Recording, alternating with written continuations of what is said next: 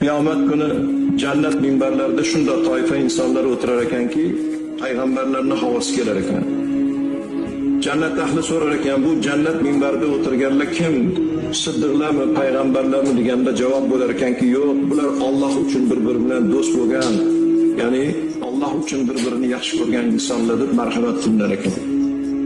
Endi qiyomat kuni tangadek soya topilmagan kun Allohning arshining soyasidan joy oladigan toifa bor.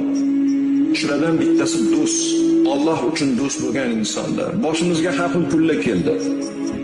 Insonga Alloh baxt bersa, omad bersa, davlat bersa, atrofda shiraga qo'ngan parchaday do'stlar ham ko'payib ketar ekan. Lekin shunday musibatli kunlar ham bo'ladi. Yigitni baxti soyaga o'tadi. Amal qo'ldan ketadi, davlat qo'ldan ketadi. Oldinga mansab yo'q, oldinga mavqe yo'q, lekin shunday do'stlarning toifasi borki, amalingiz qiziqtirmaydi, mansabingiz qiziqtirmaydi, davlatingiz qiziqtirmaydi. Borligingiz